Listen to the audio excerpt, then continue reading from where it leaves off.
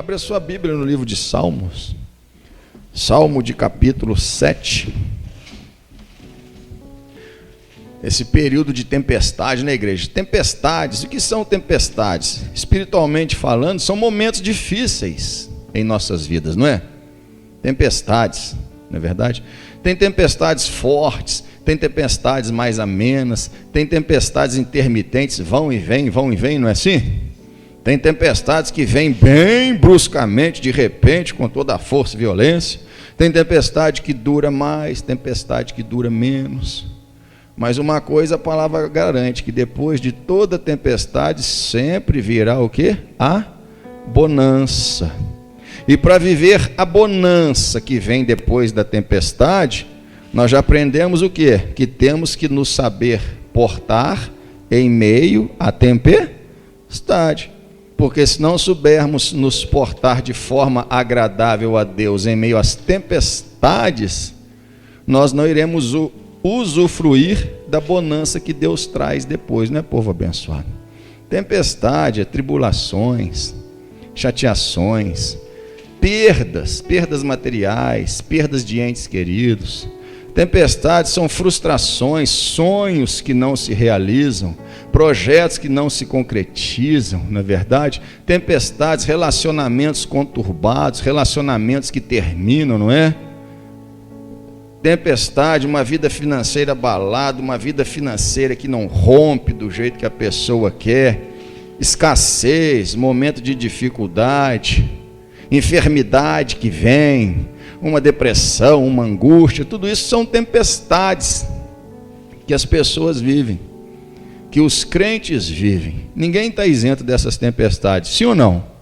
Mas o que você precisa saber é que depois da tempestade, Deus promete o quê? Bonança, calmaria, bonança, livramento, cura, transformação, restituição, restauração, que vai vir depois da tempestade, bonança que nós vamos poder usufruir se nos portarmos bem durante a tempestade, durante as dificuldades, nos portarmos segundo a palavra de Deus. Às vezes Jesus manda tempestade para a nossa vida, igreja, para nos educar, para nos despertar, para nos corrigir, não é verdade? Mas a maioria das tempestades que nós vivemos, nós é que trazemos para a nossa vida. Nós é que chamamos, nós é que causamos, nós é que as provocamos. Nós vamos ver isso hoje na palavra de Deus, não é? E uma coisa que o crente tem que aprender é que nós temos que desenvolver um relacionamento com Deus, igreja. Relacionamento com Deus.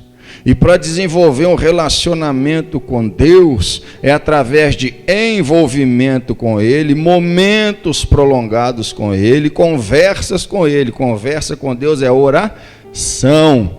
Deus espera que tenhamos um bom relacionamento com Ele. A Bíblia fala, os heróis da fé tiveram bons relacionamentos com Deus. Abraão foi chamado amigo de Deus, igreja. Não é? Davi foi chamado de um homem segundo o coração de Deus. Nós vemos Deus elogiando pessoas. Então você tem que aprender que você tem que ter relacionamento com esse Deus. E para desenvolver um relacionamento com Ele é através da palavra dele, como ele ensina, como a Bíblia ensina. E para ter um bom relacionamento com Deus, você precisa gastar tempo com Deus, igreja. E a maior dificuldade dos crentes nos dias de hoje é conseguir tempo para desenvolver um bom relacionamento com Deus. A maioria dos crentes hoje tem papinhos rápidos com Deus, conversas rápidas com Deus, não desenvolve intimidade mais profunda, não desenvolve relacionamento mais profundo. Então esse mundo corrido do jeito que está, o inimigo está trabalhando, tentando impedir a igreja de ter um bom relacionamento com Deus. E um bom relacionamento se desenvolve o quê? Com convivência, igreja.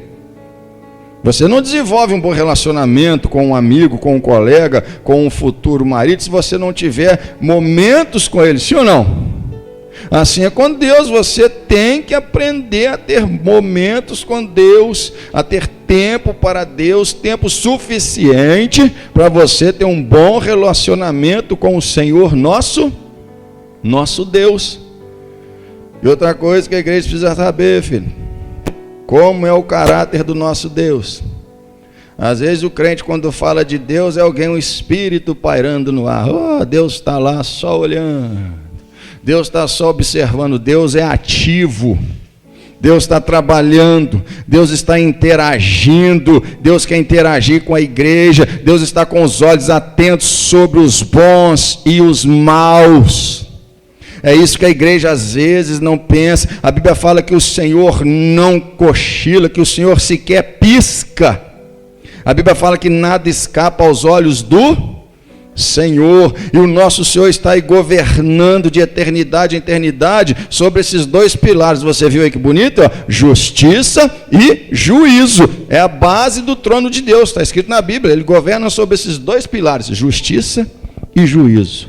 E o tempo todo, irmãos, durante todo o dia, toda a vida, o Senhor tem derramado justiça e juízo sobre os habitantes da terra, todo dia, toda hora, fazendo justiça na vida do justo, executando juízo na vida do injusto. Todo dia, todo momento, o Senhor está exercendo, está governando nesses dois pilares, justiça e juízo, fazendo justiça no justo, dedicado, fiel, temente a Ele, e executando juízo na vida daqueles que se recusam a ouvi-lo, obedecê-lo e dar as costas para Ele. E vai ter um dia que vai ter o juízo final. No juízo final, meu filho, é só para separar, como a Bíblia fala, as ovelhas dos bodes. Jesus chama ovelha de bode. Vai colocar as ovelhas à direita para fazer justiça na vida delas. Bem-vindo, bendito de meu Pai, não é? E colocar os bodes à esquerda e decretar e executar juízo eterno. Apartai-vos de mim, malditos, para o fogo eterno, pois nunca vos conheci. Nosso Deus tem caráter, igreja. Deus é amor, sim. Deus é um amor incondicional. O amor dele fez com que ele entregasse seu único filho para morrer da forma que morreu. E Jesus também é amor, porque o amor de Jesus fez com que ele aceitasse a missão que o Pai deu. Deus, ele é fiel, filho. Jesus, ele é fiel à palavra. A Bíblia fala que mesmo se nós formos infiéis a ele, ele vai permanecer fiel à palavra do Senhor. Deus é longânimo, sim. Deus é misericordioso, sim, filho. Mas Deus tem uma personalidade forte. Deus tem temperamento forte. E é isso que nós precisamos saber. Já disse várias vezes, vou dizer muitas vezes, nós temos que saber com quem nós estamos lidando. Com a pessoa que nós estamos lidando. Essa pessoa, um Deus todo-poderoso que sempre existiu, que nas mãos dele está o meu fôlego de vida e o seu. Nas mãos dele está o ar que eu respiro e que você respira. Que se ele fizer assim, terminou para nós, filho. Game over para nós. Nós temos que saber que é nas mãos desse Deus que está as oportunidades. Que do céu vem toda boa dádiva. Que do céu vem toda oportunidade, que é Ele quem abre, é Ele quem fecha portas nessa vida, é Ele quem dá, é Ele quem tira, e Ele é um Deus ativo, um Deus que está trabalhando até hoje. Jesus falou, meu Pai trabalha até hoje, trabalhando ativo, trabalhando no plano de salvação, preparando a noiva para o seu Filho amado, Jesus Cristo. Quem é a noiva? A igreja, filho. Imaculada. Então devemos nos apresentar a Deus em santificação, pois sem santificação ninguém verá o Senhor. E você vê os crentes aí, ó, se portando de uma forma insensata diante de Deus, filho. Veja o que diz o versículo 11. Como se Deus fosse uma figura, uma imagem, um espírito flutuando por aí. Deus não tem dó. Deus não tem dó. Deus é um juiz justo, filho. Deus é um juiz justo. A Bíblia fala que o culpado ele não tem por inocente. Ele não tratará o culpado como inocente, como o homem faz, por dó, por gostar, por ter preferência. Deus não vai tratar o culpado como inocente. Ele é um juiz justo. E olha só, quer conhecer o caráter, o temperamento, a personalidade do Deus que quer um relacionamento conosco? Um Deus que nós invocamos por Deus, um Deus que vivemos diante dele, um Deus que temos a palavra dele, conhecemos a vontade dele. Olha aí, um Deus que se ira todos os dias. Você já meditou profundamente nesse versículo, igreja? Um Deus que se ira todos os dias? Um Deus que todos os dias está irado com alguma coisa nessa terra. Ou melhor dizendo, com alguém, com alguma pessoa individual, com uma casa, com uma congregação local, com uma nação. Mas é um Deus que todos os dias está irado com alguma coisa. Todos os dias alguém provoca Deus a ira. Pessoas em todos os cantos dessa terra, todos os dias faz com que Deus fique irado. O que é que deixa Deus irado? Desobediência, igreja. Insistência em desobediência. Virar as costas para Ele. Não é? Fechar os olhos para Ele.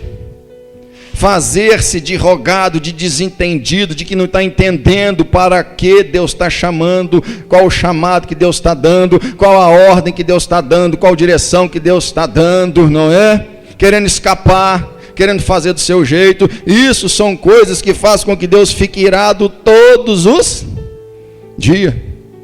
Todos os dias. Deus. 1 Coríntios fala que Ele é um fogo consumidor. Imagine um Deus chamado de fogo consumidor, irado todos os dias com pessoas, por causa de seus comportamentos errados, por causa de seus comportamentos fora da palavra de Deus. Aí eu fico pensando, meu Deus, quantas vezes eu deixei Deus irado comigo? Nós temos que trabalhar para que Deus não fique irado conosco, igreja. Nós temos que conhecer o temperamento, a personalidade desse nosso Deus, um Deus que se ira todos os dias. O problema é que só se fala, Deus é amor, Deus é bonzinho, Deus é tranquilo, tudo bem. No final não vai acabar em pizza não, tá? Não vai acabar em oba-oba não, tá? Porque o nosso Deus é um Deus que se ira todos os dias. Todos os dias pessoas em todos os cantos da terra estão provocando Deus a ira. Vai lá em Números 16. Que o Senhor não esteja irado comigo hoje. Para o Senhor não estar irado comigo hoje, eu só preciso obedecer.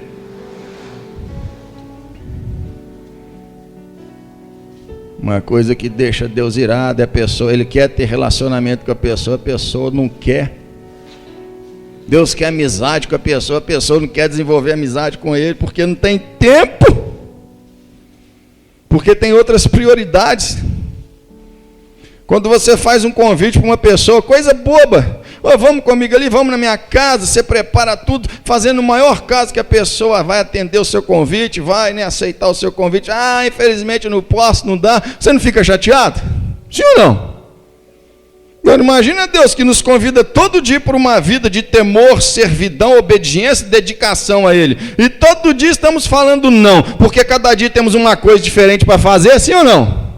Porque um dia está cansado, porque outro dia tem a roupa para lavar, porque outro dia é a casa, porque outro dia tem que fazer o que o marido pediu, que a esposa pediu, porque no outro dia tem que ir visitar um parente, porque nesse dia eu tenho que tirar para descansar, porque afinal de contas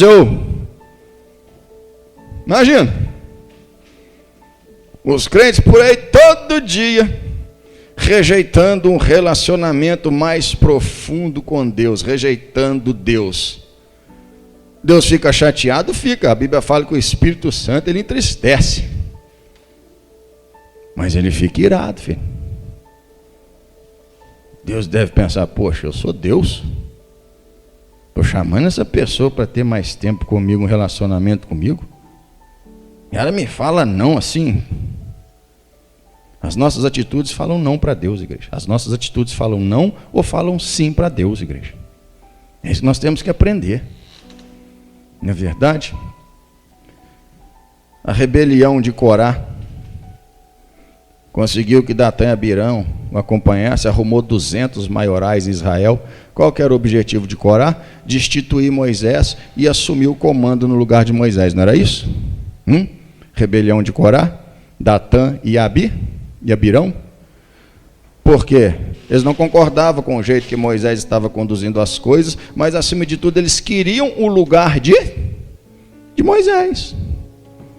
Eles queriam a posição, o cargo de Moisés.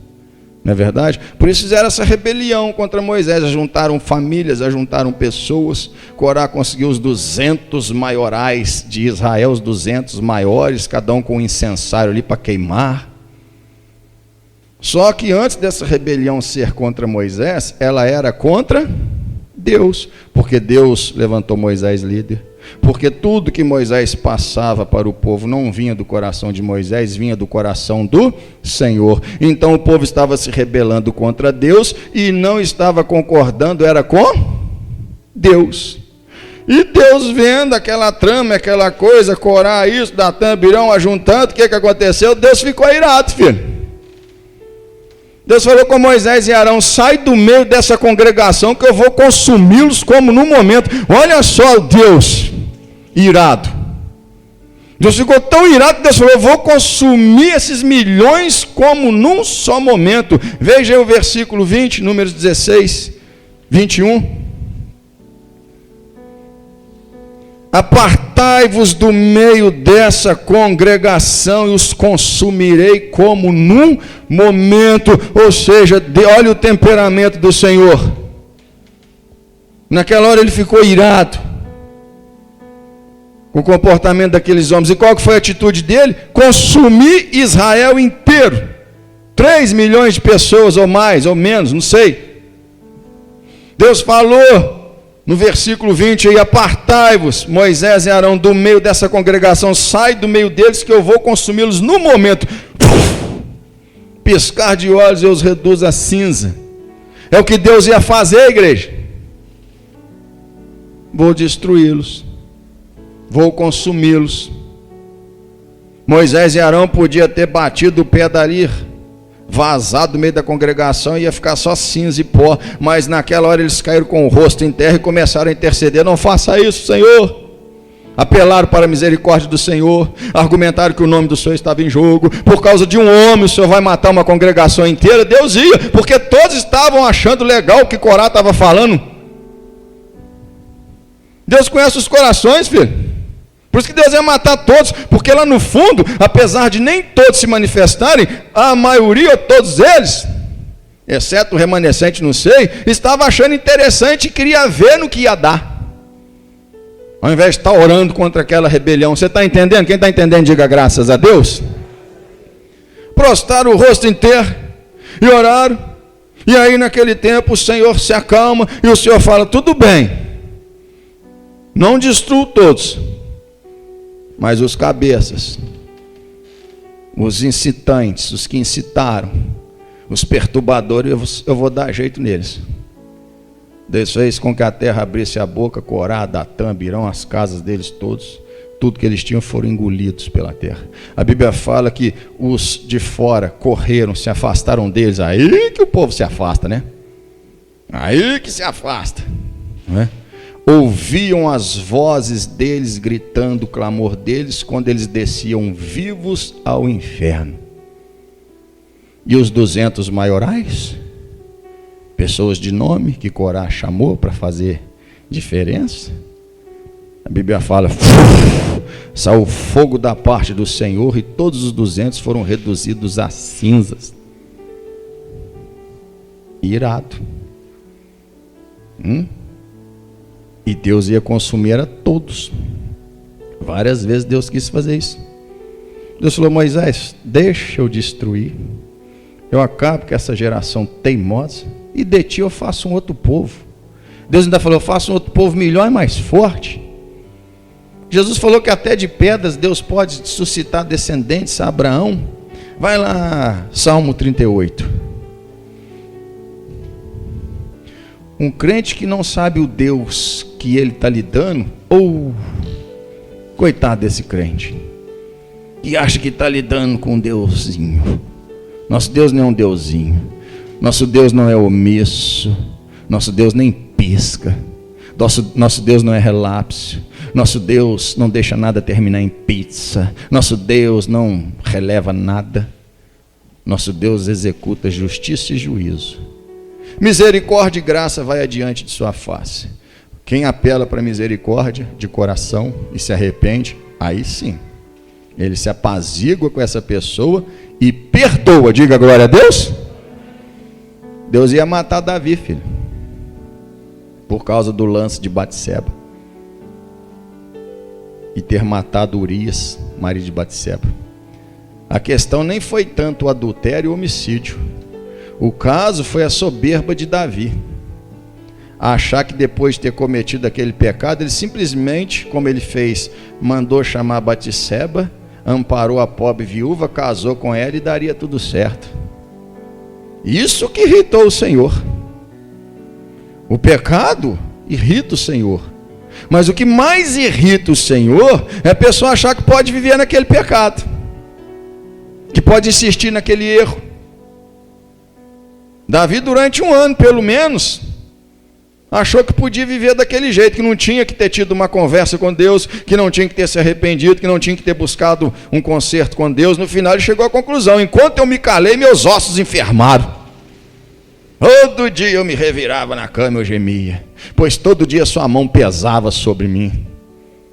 O que deixou Deus irado foi ele achar que podia. Não, já passou, ninguém está falando mais nisso, então agora vamos ficar quietinho. Esse é o erro da maioria, filho. Comete pecado, faz o que não deve, fala o que não deve, aparentemente não deu em nada, já esqueceram, ninguém está falando mais nisso, mas Deus não. O povo acomodou, tudo bem, morreu, agora ele está com Batseba, Batseba está grávida, vai ficar com ela, tudo certo, mas Deus não aceitou, o povo aceita, Deus não aceita, Deus é sim, sim, não, não, ele é justo juiz. Esse foi o erro maior de Davi, achar que podia fazer do jeito dele, que estava tudo certo. A Bíblia fala que o que encobre a transgressão nunca irá prosperar, filho. As pessoas fazem besteira aí, fala o que não deve, age da forma que não deve, aí não acontece nada, as pessoas esquecem, fica por isso mesmo. O tempo vai passando, as pessoas vão esquecendo, a poeira vai baixando, mas Deus não esquece, filho. Cerca de 1 ano depois, ou 9 meses pelo menos, a criança já tinha nascido. Deus deu uma última oportunidade para Davi, mandou Natã falar aquelas coisas com ele. Aí que Davi caiu em si, se arrependeu e confessou. E o que Natã fala com ele? Fica tranquilo, você não vai morrer. Deus transpassou o teu pecado, olha só. Deus ia matar Davi, igreja. Deus ia matar Davi.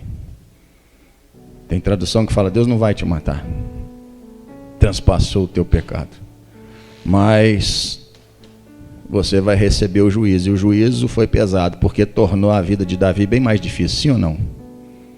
Deus falou: para essa vida inocente que você tirou, eu vou tirar 4 de você. 4 filhos dele Deus tirou. E porque você usou a espada do inimigo para matar um soldado fiel a você, a espada nunca vai se apartar do seu reino. Davi viveu em guerra o reino inteiro. O que você fez escondido, eu vou fazer aos olhos de todo. Da sua casa eu vou levantar adversários contra você. Absalão, amigo íntimo que tinha lá, Aitofel.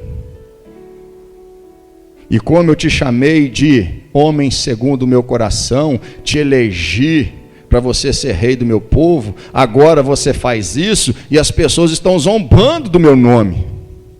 E para que elas não zombem do meu nome, porque você deu mal o teu testemunho, para eu mostrar que sou Deus e soberano, essa criança que nasceu de você e Batseba, certamente ela morrerá. E feriu o Senhor a criança de uma enfermidade mortal.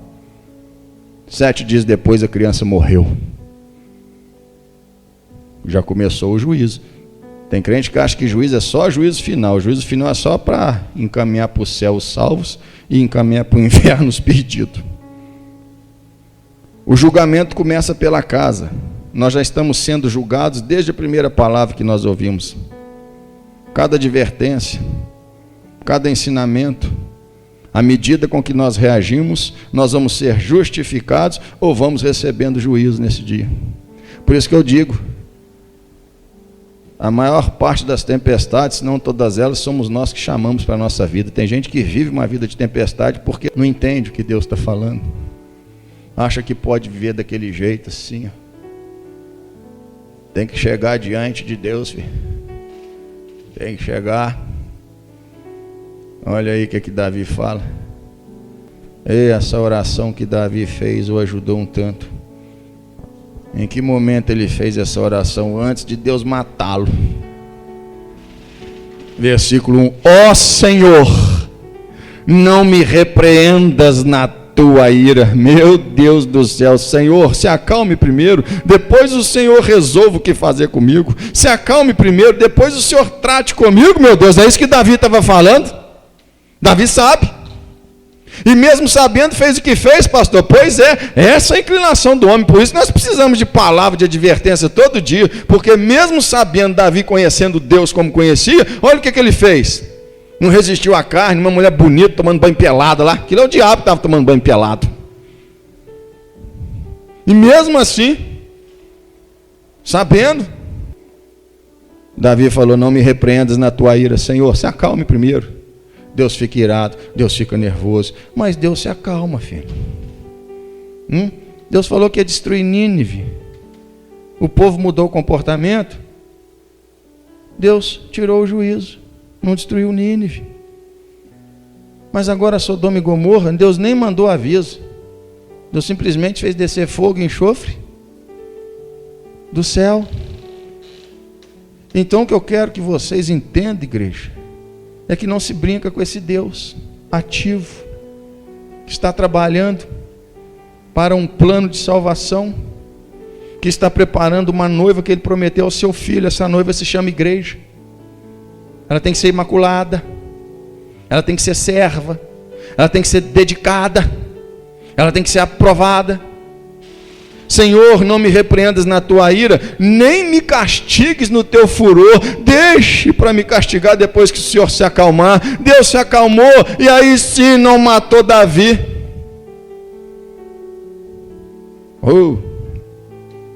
Mas ele, eu tenho certeza, eu acho que Davi, sendo como essa, ele pudesse voltar atrás, ele tinha ido para a guerra, em vez de ter ficado no palácio. Porque o fato dele ficar no palácio, ele deu lugar ao diabo. Enquanto o exército estava em guerra, ele resolve, depois do almoço do cochilinho, dar uma voltinha na varanda. Está lá Batseba peladona tomando banho no jardim. Olha o Satanás aí. E aí, olha o que ele arrumou para a vida dele. Mas o que eu quero que você entenda, filha, é que Deus tem caráter, Deus tem temperamento. E numa dessa aí, se você fizer algo, Deus se cansar, porque Deus se cansa. A Bíblia fala em João que em determinado momento Jesus se retirou dele, se escondeu dele. Jesus não queria mais ver o povo. Você consegue entender isso? Está lá em João, só interpretar. Jesus entrou no templo. Com certeza chega lá todo feliz, vou dar mais uma mensagem, vê cheio de vendedores, cheio de gente fazendo da casa do Senhor comércio. O que Jesus faz? Trança um chicote de 3 tiros e desce o chicote naqueles homens, chuta a banca deles, quebra, joga para fora e os expulsa de lá. Ao temperamento do Senhor, um Senhor que se compadece, um Senhor que é bom, um Senhor que é manso e humilde, mas fica nervoso, fica irado, e sabe corrigir.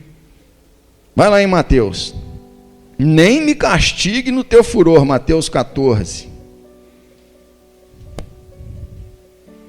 Interessante que a pessoa, quando vai trabalhar, qual que é a preocupação dela? Eu tenho que saber como que é o meu chefe, saber do que ele gosta, do que ele não gosta, para eu poder fazer direitinho e agradar ele, hein? Não é assim? Sim ou não? Por que quando Deus não é assim? Eu tenho que saber como que é esse Deus meu. E nós temos sabido, sim ou não? Eu tenho que saber direitinho o que agrada nele, o que ele gosta, não gosta. O que em mim vai desagradá-lo para eu não fazer. Está tudo aqui, tudo isso nós já temos aprendido. Por que nós não temos essa preocupação, não é? Por que nós não temos essa preocupação de agradar a Deus? Não é? Por que nós não temos essa preocupação de gastar tempo para desenvolver um relacionamento maior com Deus? Hoje em dia, nessa correria, essa inquietação, as pessoas criam tanta coisa, né? Colocam tanta coisa entre elas e Deus. Olha, podia estar tendo mais tempo com Deus, mais tempo na casa de Deus, sim, mais relacionamento com Deus na casa deles, sim, mais relacionamento com Deus em casa, sim. Mas as pessoas arrumam tanta coisa, não é? De tanta coisa. E é tanta coisa, é tanto cansaço, é tanto isso, tanto aquilo, conforme nós falamos no início, né? Tudo isso deixa Deus chateado, igreja. Versículo 13. E Jesus, ouvindo isso, retirou-se dali num barco para um lugar deserto, apartado, sabendo o que? Da morte de João Batista, que havia sido degolado. Herodes mandou decapitar João Batista. Jesus ficou nervoso, igreja. Jesus ficou chateado. Tanto é que Jesus fez, sabe o que? Pegou os 12 e falou: vamos para um lugar deserto, apartado, preciso ficar só, preciso orar, preciso me acalmar. Quem sabe? E é isso que temos que aprender com o Senhor, filho. Não é? Tem gente aí que entra em pânico à toa, mete as pernas por entre os braços, ao invés de ir para um lugar de retiro e ir falar com Deus, se acalmar, para aí sim depois dar resposta, para aí sim depois tomar decisão. É assim que temos que fazer as coisas. Não.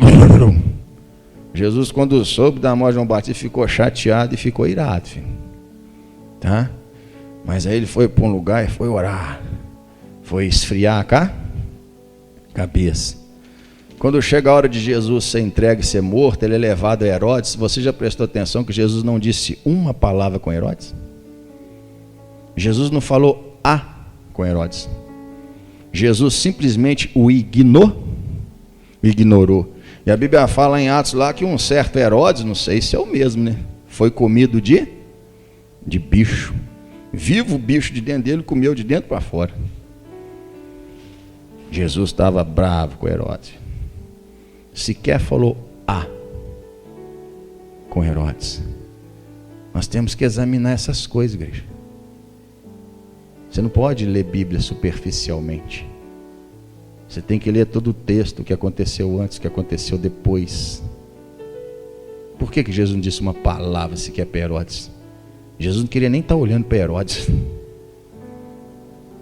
E sabendo o povo, seguiu a pé desde as cidades. E o povo: onde está Jesus? Onde está Jesus? Descobriram de cidade em cidade, procurando descobrir onde estava Jesus. E de repente estava ali uma multidão. Ali no texto no final fala 5.000 homens, fora mulheres e crianças. Se você colocar uma mulher, uma criança para cada homem, 15.000 pessoas. Aparece ali Jesus.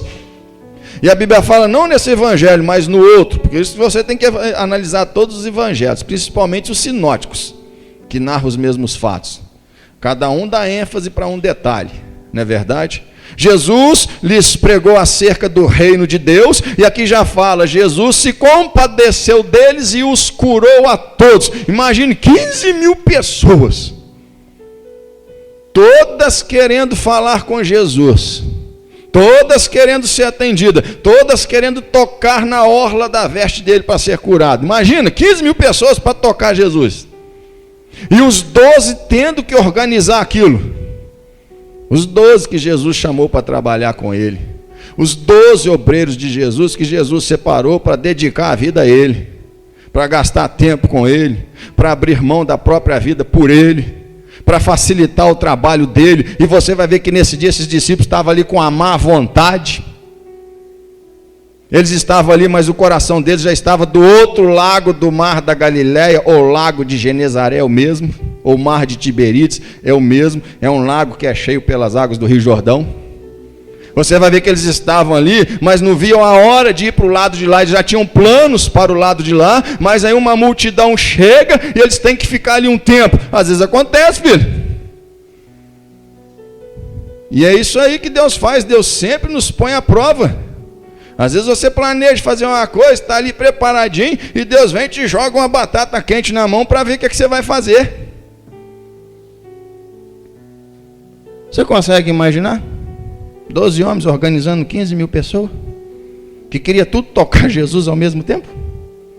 Que trabalheira, que canseira, que desgaste.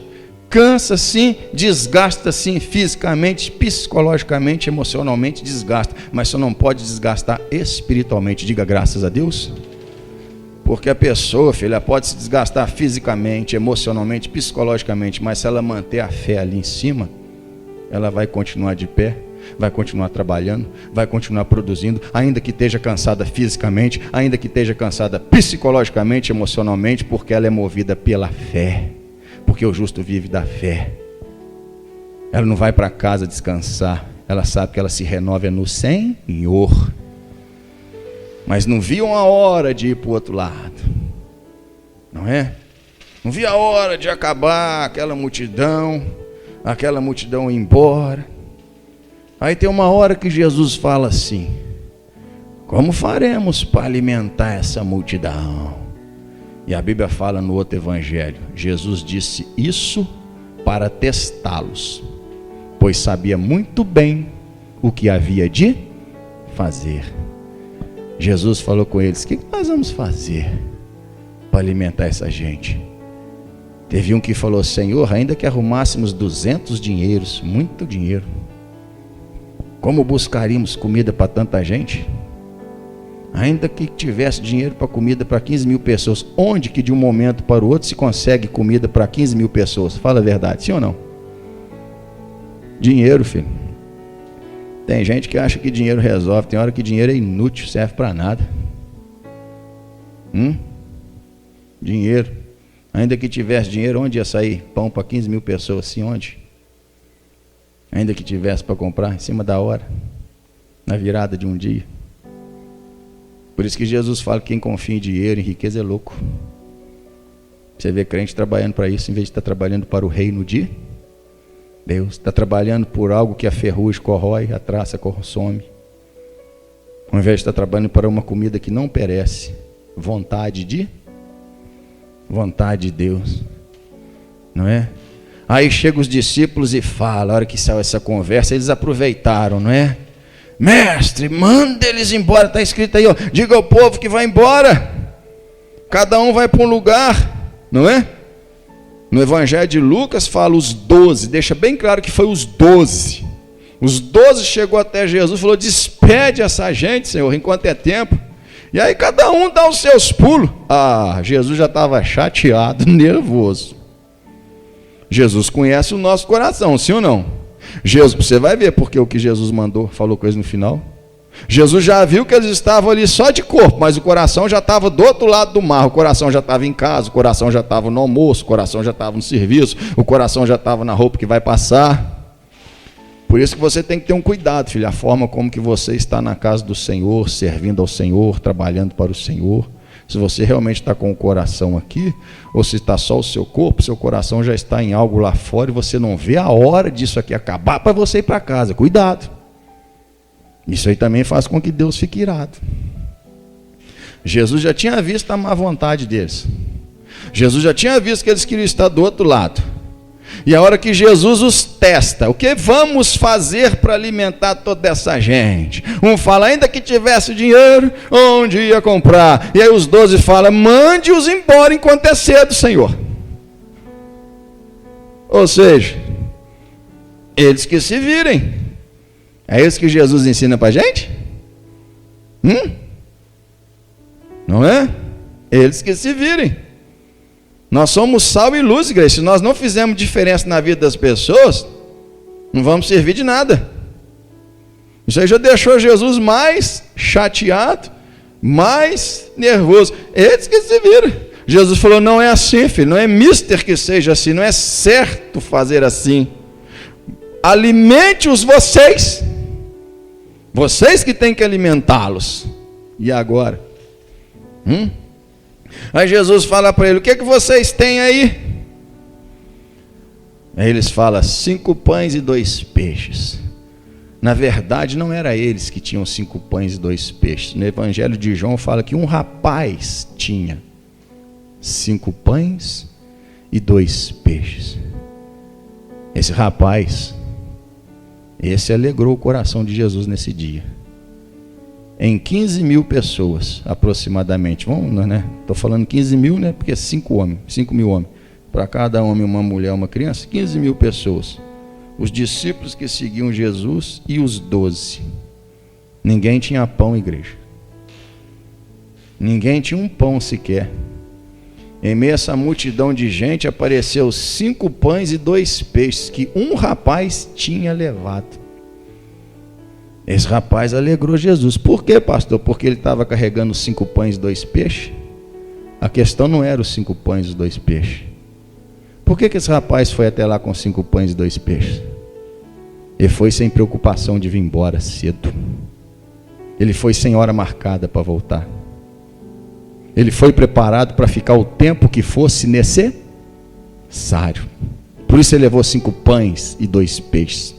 Para ficar 1 dia, 2 dias, 3 dias, 1 semana, talvez até passar a ser um seguidor assíduo do Senhor Jesus. Por isso ele estava com 5 pães e 2 peixes. O restante, filho, queria mais, era que acabasse e ir embora. A multidão queria tocar, ser curada e ir embora. Os 12 queriam que aquele povo, cada um resolvesse seu problema e fosse embora, e eles pudessem entrar no barco e atravessar para o outro lado. Olha, como que está você?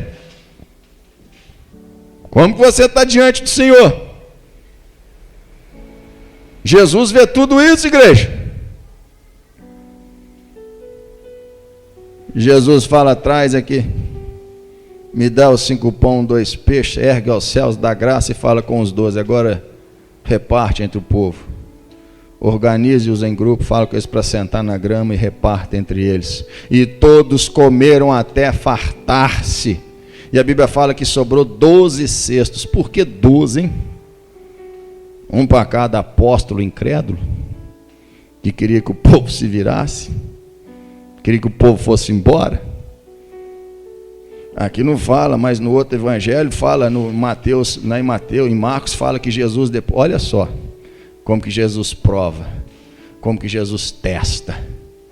Depois que todos comeram, saciaram, você consegue imaginar 15 mil pessoas esparramadas por um campo aberto? Você sabe que o relevo lá é montanha, né? 15 mil pessoas esparramadas dá uma área grande, não dá? Sim ou não? 15 mil pessoas. Aqui dentro tem 40 e poucos. É o espaço. Imagina 15 mil. Jesus põe a prova, igreja. É nessas horas aí que Jesus quer ver a diferença. Jesus fala para os 12. Eu fico imaginando a cara deles. Não é? Mas agora pegue e junte tudo que sobrou, para que nada seja desperdiçado. Um deve ter olhado para a cara do outro, ou olhou para frente, ou olhou para um lado. Nós vamos ter que andar isso tudo juntando sobra de pão. É? Vocês não queriam nem estar aí, né? Como que fica o coração do Senhor Jesus para trabalhar com gente assim?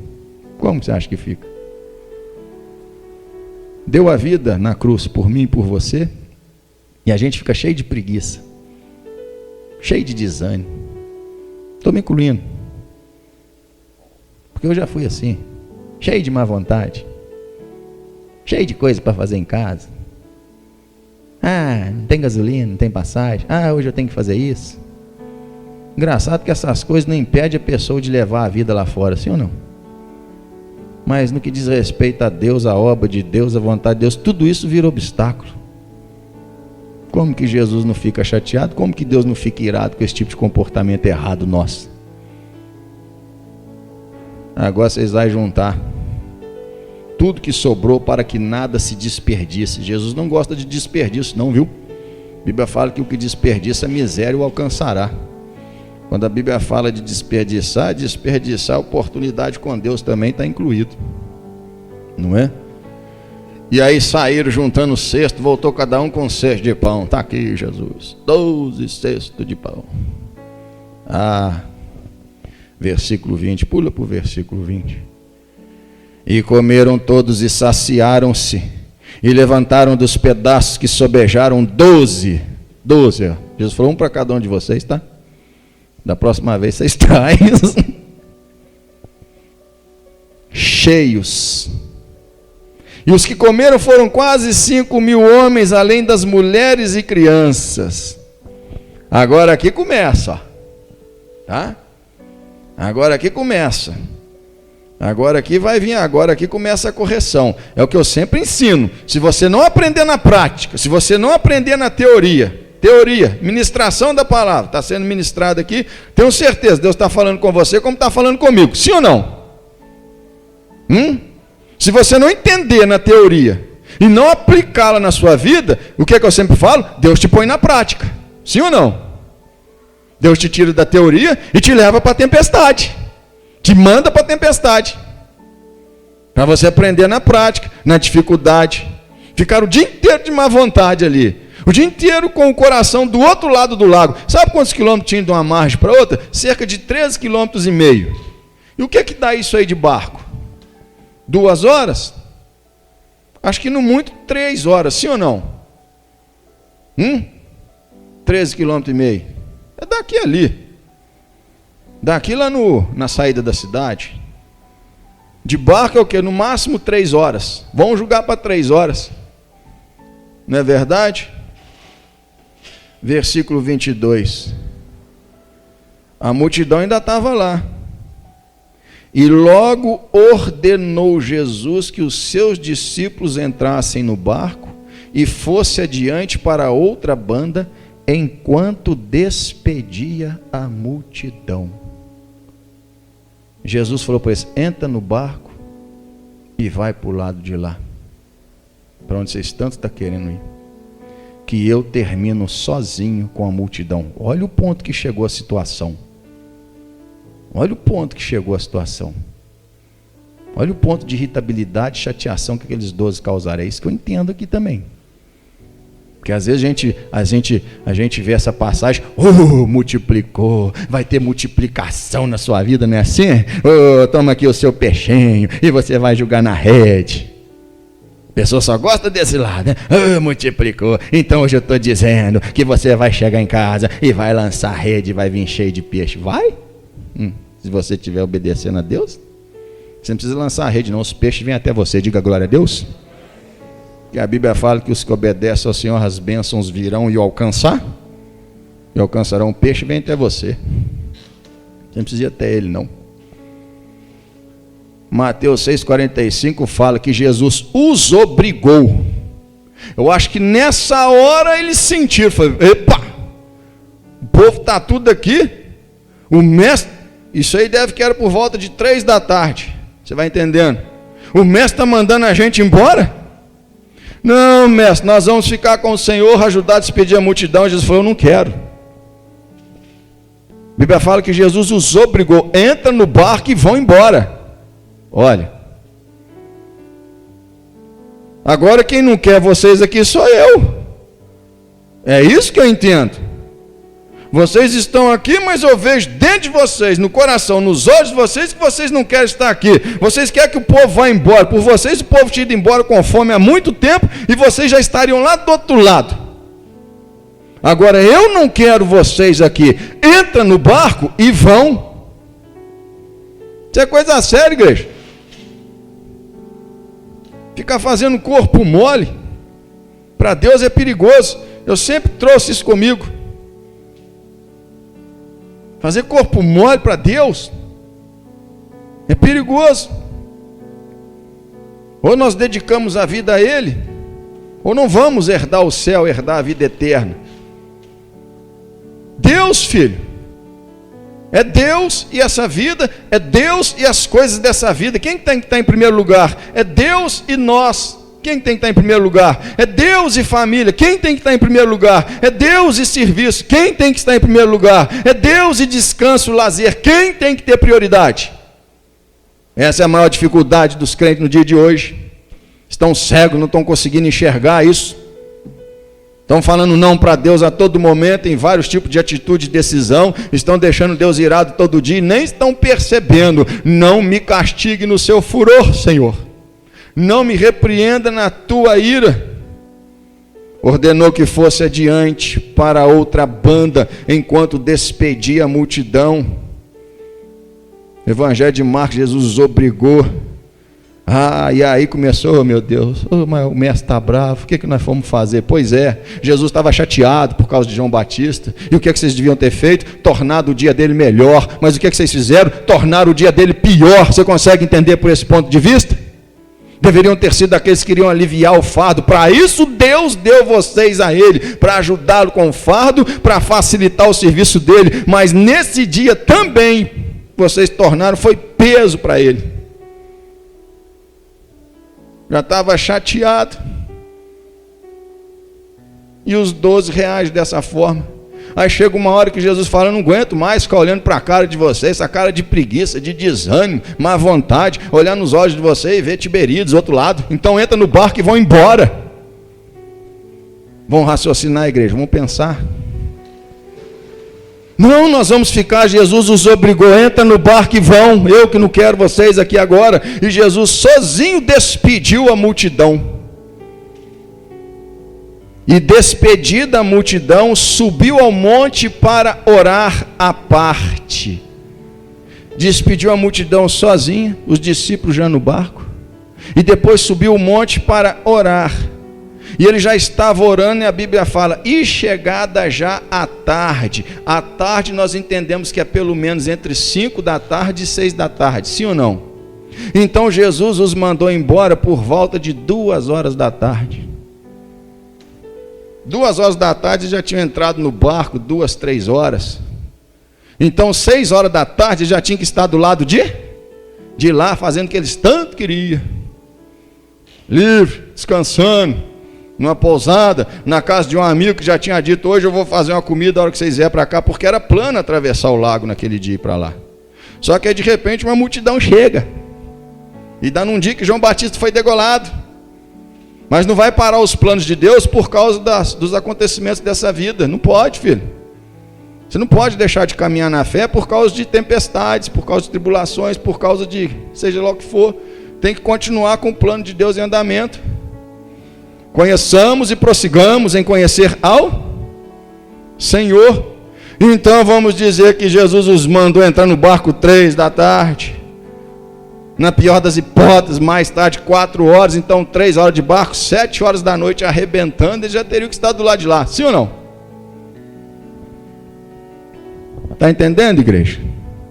E chegada já à tarde, estava ali só. Os 12 deveriam estar com ele ali, não é? Orando com ele, renovando-se na fé, ô glória, hein? Se fortalecendo na oração, orando com Jesus.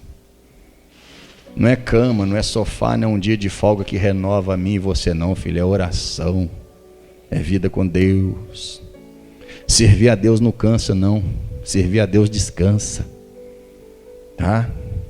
Servir a Deus tem que ser prazeroso. Se não é prazeroso, tem que rever os conceitos, tem que ver o coração, tem coisa errada. Servir a Deus nunca vai ser desgastante, nunca. Estava ali só, e o barco estava já no meio do mar, açoitado pelas ondas. Jesus mandou para a tempestade, filho. Vou ensinar vocês.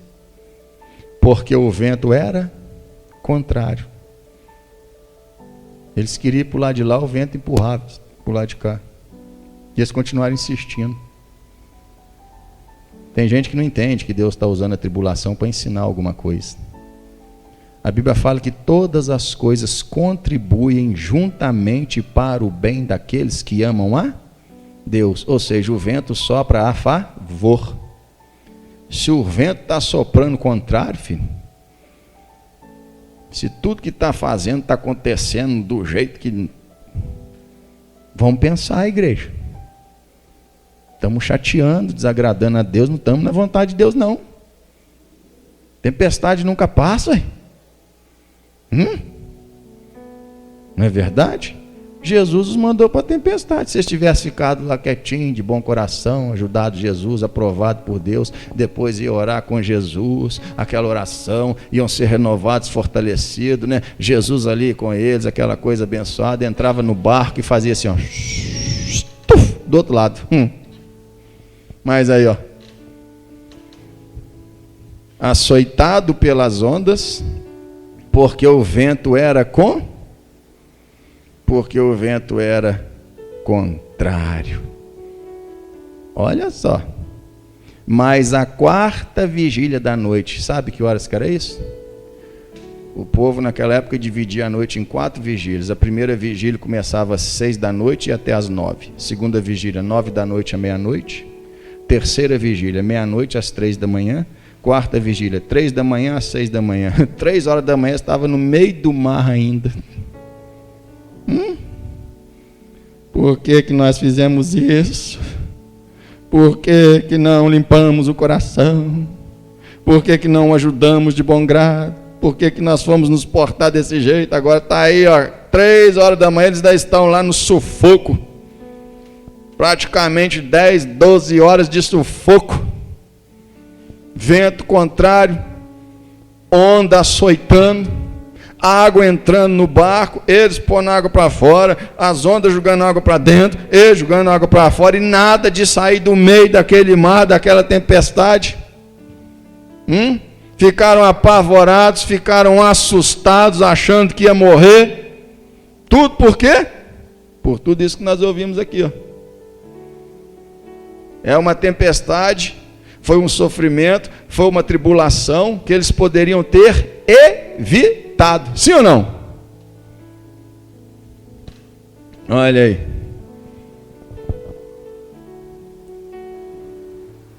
Mas a quarta vigília da noite dirigiu-se Jesus para eles, caminhando por cima do mar. E outro evangelho fala que Jesus ia passando por eles, como se nem tivesse visto eles, né? Imagina, aquelas ondas de... E Jesus vem andando, hein? Ó. E aqueles 12 desesperados, em pânico. Não pode, igreja. Crente não pode viver em pânico. Pandemia não pode colocar crente em pânico. Ah, mas estão falando aí que vai vir crise. Vai, filho, vai vir crise braba. Mas não pode entrar em pânico. Não, ué. Estamos em Cristo ou não? Cremos na palavra ou não? Tem que entrar em pânico sim, se estiver aborrecendo o Senhor. E os discípulos, vindo caminhar sobre o mar, assustaram-se. Está vendo o espírito que estava assustado, apavorado, dizendo, é um fantasma. Já começaram a ver até fantasma, igreja. É um fantasma. E gritaram com medo. Olha só a situação que eles foram se meter. Jesus, porém, lhes falou logo, dizendo, tende bom ânimo, sou eu, não temais. Ei, Jesus bonito, maravilhoso. Sabe ensinar ou não sabe? Quer ir para o lado de lá? Então vai. Então vai. Chegaram? Não chegaram. O barco saiu do lugar? O barco foi até onde Jesus permitiu. Depois ficou. E só seguiu depois que Jesus entrou no barco. E respondeu-lhe Pedro e disse, Senhor, se és tu, manda-me ter contigo por cima das águas. Pedro, né, olha. Pedro negou Jesus 3 vezes, Pedro tinha os defeitos dele, mas Pedro tinha fé. Ah, mas ele afundou, pastor. Afundou, mas andou. Você já andou? Eu já andei? Eu não. Tirando Jesus, o único que andou sobre as águas foi ele. Está vendo? O que uma fé é capaz de fazer? Ainda que momentânea. Você não pode viver de fé momentânea. Sua fé tem que ser constante, inabalável. Você tem que viver da fé uma fé constante. Não é? Andou, Pedro desceu do barco e foi andando. O diabo sempre vai trabalhar para tirar você do foco. para te tirar do caminho da fé. E Pedro, descendo do barco, andou sobre as águas para ir ter com Jesus. Ele andou, mas sentindo o vento forte, teve medo. Satanás falou: coisa perigosa que você está fazendo aí, rapaz. Você já prestou atenção onde que você está andando? Olha o tamanho das ondas, olha o vento. Olha que ele olhou aquilo, começou a afundar. Entrou em pânico. Tirou os olhos de Jesus e olhou para o que o diabo quis que ele olhasse. Começou a afundar. É isso que você tem que aprender nesse momento. Você vai ficar olhando para a corona, para a notícia, para a crise anunciada, e já vai ficar assustado, entrar em pânico, aí você vai afundar. Você tem que olhar para Jesus. Mas a situação é isso mesmo, filho. Situação. Enquanto ele estava olhando para Jesus, ele andou. Quando ele olhou para onde o diabo queria, vento forte, ondas, mar agitado, falou: você está em cima d'água, rapaz. Isso aí. Ele. E agora? Esse momento, igreja. Esse é o momento onde você verdadeiramente vai saber se você vive da fé ou não, se a sua fé é inabalável ou não. Ou você olha para o que estão dizendo aí e já começa a afundar, já fica assustado: eu posso ser o próximo da lista, perder o emprego, se alguém não sei o quê. Ou você olha para isso aí, o que está sendo dito aí, só desgraça anunciada, ou você permanece olhando para Jesus. Muita gente vai morrer, pastor, vai. Muita gente vai morrer depois de fome, de crise, de briga, dos reflexos disso aí. Vai. Então, pastor, olha para Jesus. O que é que Jesus fala para você? 1000 cairá ao teu lado, 10.000 à tua direita, mas tu não será atingido. Enquanto você estiver olhando para isso e confiando, você vai continuar de pé, diga glória a Deus. Mas se você começar a olhar para os mortos à direita e à esquerda e ficar assustado, você vai ser o próximo. Porque é fé. Ou olhamos para Jesus, ou não. Ou vivemos da fé ou não, filho. Mas essa praga é muito fácil de pegar, pastor. Supermercado, todo mundo põe a mão nas coisas, você anda na rua sem encosta. Sim, é muito fácil de pegar, filho. Essas coisas que manda fazer não adianta contra isso não, hein? A gente se sente confortável usando alquinho, usando máscara, porque estão mandando, mas isso aí não impede. Não tem como. Não tem jeito, não tem prevenção assim. Não é verdade? Nenhum mal te sucederá. Praga alguma chegará à sua tenda. Isso aí sim resolve. Fé nessa palavra que Deus empenha, dizendo: nenhum mal te sucederá. Praga alguma chegará à sua tenda. Aquele que habita no esconderijo do Altíssimo. Você é de Deus ou não é? Então viva da fé. Pastor, mas vai ter desemprego. Nunca vi desamparado o justo. A Bíblia até hoje fala: nunca vi desamparado o justo. Se você for o primeiro justo desamparado nessa vida, vai ter que arrancar esse versículo da Bíblia, porque já teve o primeiro. Você está entendendo? Mas quando você deixa de crer, você deixa de ser justo. Enquanto você estiver crendo, vivendo, olhando para Jesus na palavra, você está vivendo como um justo. E você não vai ser o primeiro justo desamparado, porque nunca se verá um justo desamparado nessa vida. Diga glória a Deus. Não é emprego, filho, não é pessoa. É a sua fé que vai manter o pão na sua casa, é a sua fé em Cristo que vai manter suas contas em dia, é a sua fé em Cristo que vai manter você vestido, a sua casa funcionando, a sua vida funcionando. Diga glória a Deus. Mas tem que olhar para Jesus, filho. Tem que olhar para Jesus. Sentindo o vento forte, teve medo, começando a ir para o fundo, clamou dizendo: Senhor, salva-me. Jesus está sempre presente para socorrer a igreja. Ainda que você esteja agindo errado, clame por ele e faz certo. Só não tem jeito mais depois que vai para o inferno. Aí não tem jeito não. Depois que deixa esse mundo sem Jesus, conforme vimos semana passada, aí não tem mais o que fazer não, aí não tem mais clamor não. Senhor, salve, começou a afundar e logo Jesus, né, pegou ele, olha aqui, ó, que bonito, hein? Estendendo a mão, segurou e disse-lhe: homem de pequena fé. Por que Pedro afundou, pastor? Porque a fé dele foi pequena. Não foi porque a fé dele foi pequena. Jesus então entraria em contradição. Jesus falou: se você tiver fé do tamanho do grão de mostarda, ainda que seja pequena, mas se for uma fé verdadeira, ainda que seja minúscula, ela é poderosa para fazer aquilo que você disser. Você fala com esse monte: sai daqui e afunda no mar, ele vai obedecer. Diga glória a Deus. Então por que ele afundou? Porque ele duvidou. Quando você duvida das promessas de Deus, é que você afunda nessa vida. Quando você duvida que Ele é Jeová Rafa, o Senhor que te sara, você afunda nessa vida. Quando você duvida que Ele é Jeová Jireh, Deus da sua provisão, você afunda.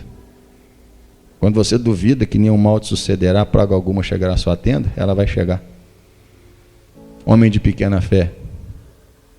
Nós somos homens de pequena fé, igreja. Todos nós. Vai falar que nossa fé é imensa. Que o Senhor nos acrescente fé a cada dia, sim ou não? Mas por menor que seja, se ela for fundamentada na palavra, em Cristo, foi inabalável, ela é suficiente para qualquer monte que se apresentar diante de você. Você mandar ele sumir, ele vai sumir. Diga glória a Deus. Por que duvidaste? O problema é duvidar, igreja. Vamos encerrar? Tiago capítulo 1. O problema é duvidar. Duvidar da promessa de Deus é demonstrar falta de confiança. Ficar aí temeroso disso, temeroso daquilo, está duvidando das promessas de proteção, de sustentação, de livramento, de saúde, de paz. Não pode duvidar, porque se duvidar afunda. Tiago, depois de Hebreus, antes de Pedro.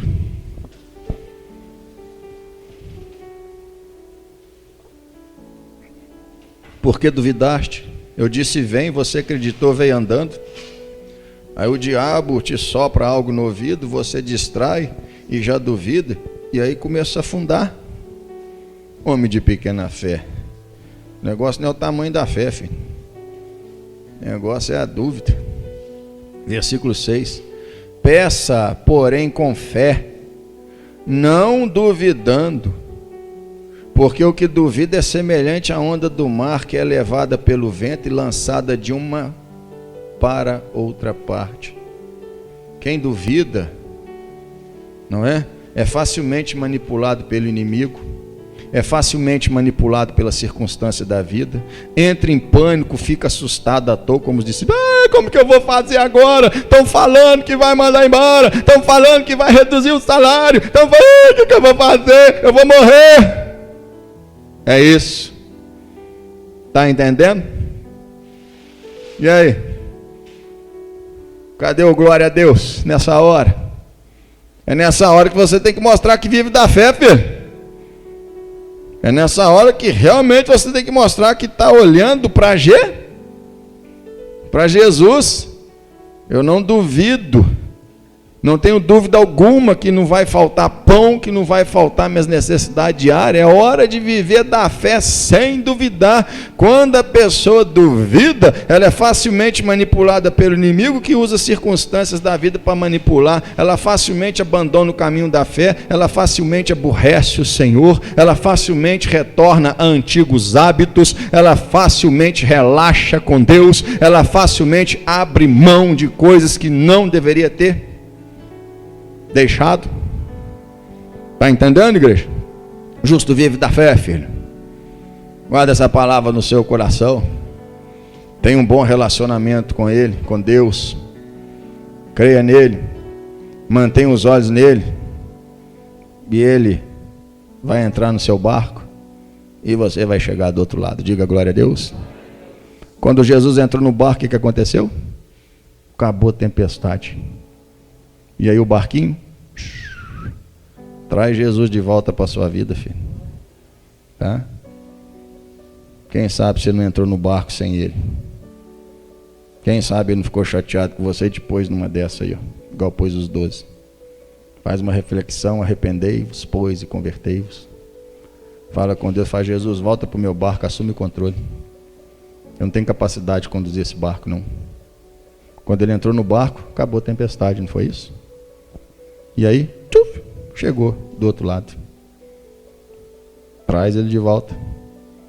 Entrega o leme para ele de novo. Amém, povo abençoado? Diga graças a Deus. Dê um louvor de palmas ao Senhor nosso Deus, amém? Glória a Deus.